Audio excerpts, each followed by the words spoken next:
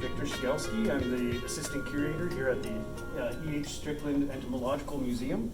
This is where we house a lot of the really amazing specimens of insects and arthropods at the University of Alberta.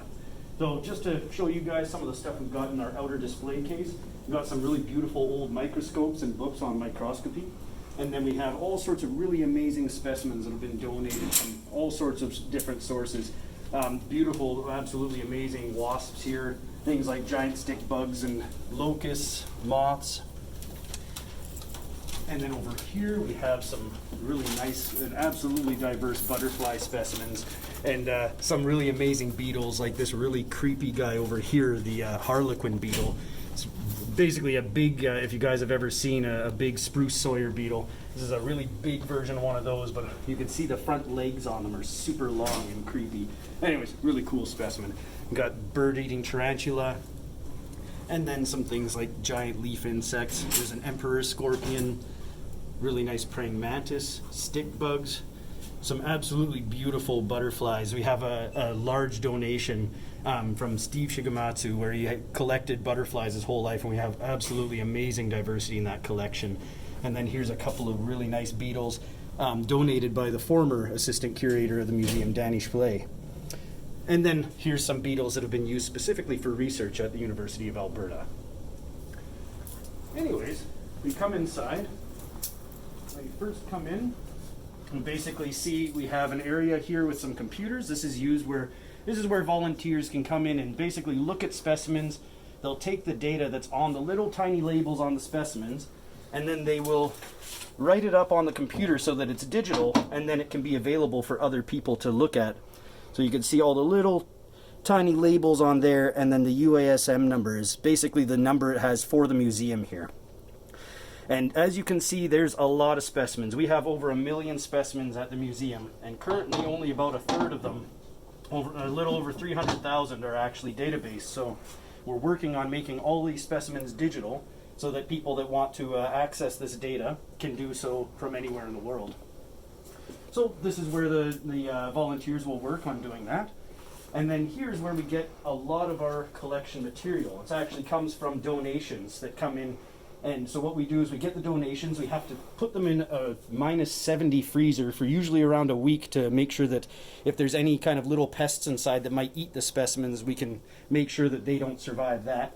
And then we'll have all of the donations come up here where they can eventually be processed and added to the main collection. So yeah, just here's a few samples, some beautiful beetles here, and then over here, just some more of the really crazy guys that we have. I found some of these in storage here, where we have like this large bug, fulguroid bug with this huge weird head growth type shape here. Really interesting pieces. And then of course we also have some more moths and butterflies. People really tend to like collecting moths and butterflies, so we got lots of those. Really crazy beetles. Look at the size of some of these. Absolutely huge. You can kind of see the size of these compared to my hand. And then over here, just some hawk moths. Absolutely amazing. These ones, I believe, are from China. And a really cool collection of those. There's a huge amount of diversity, and I never knew that they could get to this size. It's pretty cool. Anyhow, we'll carry on over this way. Or actually right over here, I'll show you guys. This is where we house the vast majority of our specimens. So if specimens are kept in little envelopes, or if they're a pinned specimen, like what I was showing you before, we'll keep them in these cabinets here. So you open them up and there will be all kinds of drawers. And then what you can do is you basically pull these drawers out and you can see. So these are different bumblebees. And here's some really amazing specimens. These are giant Venezuelan bumblebees. So those come from Venezuela and they're absolutely huge. But basically, yeah, these are all different bumblebee species. And then here, actually another really crazy group. These are Igno-Mounted Wasps. So you see these really long, weird-looking tails they have? That's what they use to lay their eggs in different things like trees. Some of them will lay their eggs in things in the soil. But basically these different strands coming out of the back, they're normally all held together like a little drill that can go through things like wood, and then they can lay an egg. The egg will travel all the way through and then into whatever they need to lay their eggs on. And of course we have some of these really crazy like bullet ants right here. So those are the ones that have a pretty terrible sting.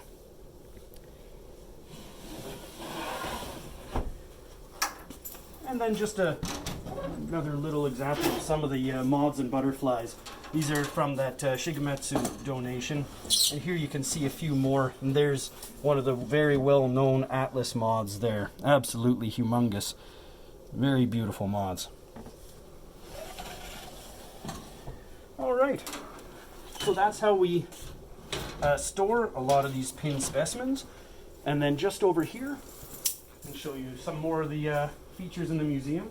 Here we have our library where we store a lot of the really old and rare volumes. So we have kind of a reading space here. If people need to take a look at these, they can come into the museum and take a look at these books. Yeah, so a lot of these obviously are not digitized yet. So in order to actually be able to see this information, you have to come and see the physical copy of the book in order to get that. Yeah, and just a cool little thing to show you guys. Actually, this is one thing I pulled out of a water tank earlier this year. You guys probably recognize that. That's a wasp nest.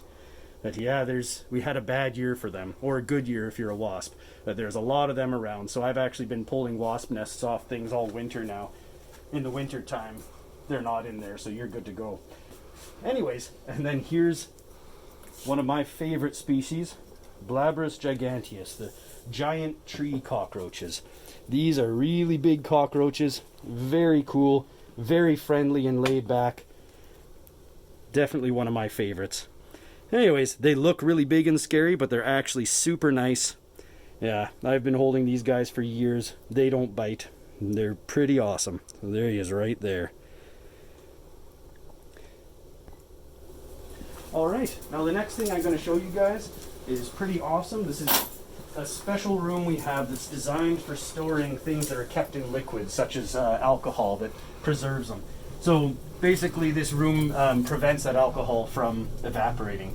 So right here, this isn't technically part of the Strickland Museum collection, but it's housed in the Strickland Museum. This is the Freshwater Invertebrates collection.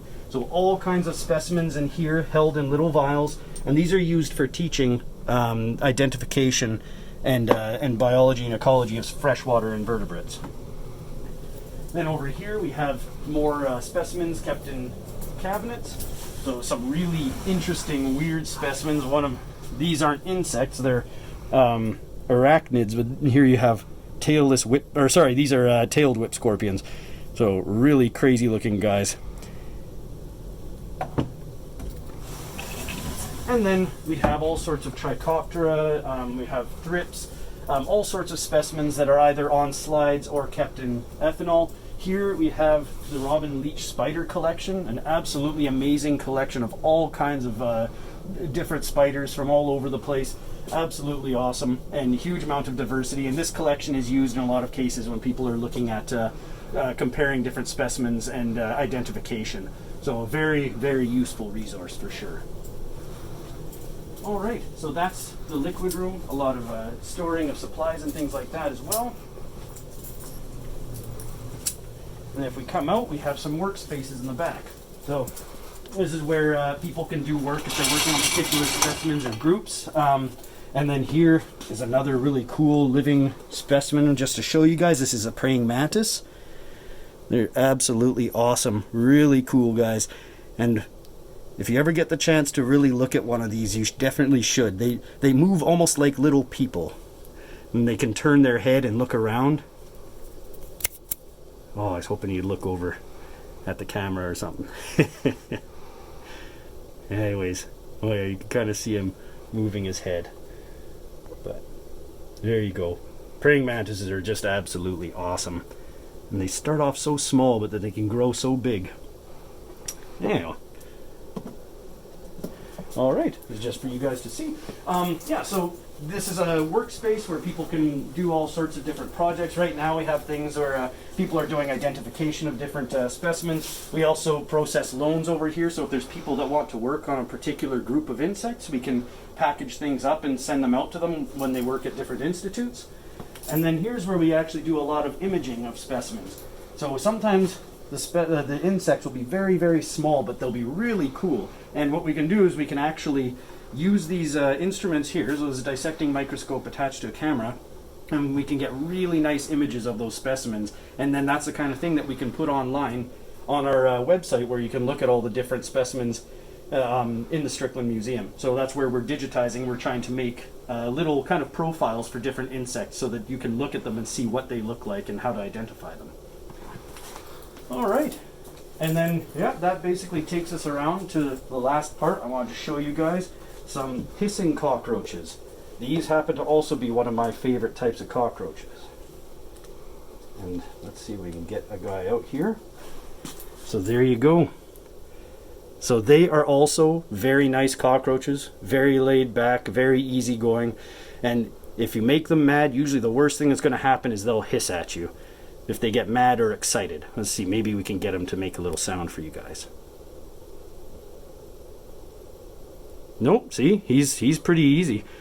So sometimes they'll hiss, that's why they get their name. And when they hiss, you know it. It's loud and scary, but they're really, really friendly little guys. So there you go. It's a hissing cockroach. Anyways, thank you very much for spending the time to take a look. I hope you guys got to see some neat things, and hopefully soon, if we're able to get rid of COVID restrictions, we'll be able to open this place up, and definitely we can start showing you guys some more of the stuff, especially at the next Science Fun Day. Hopefully we'll be able to actually do this in person, and then we can show you a lot of these specimens up close. Thanks for your time.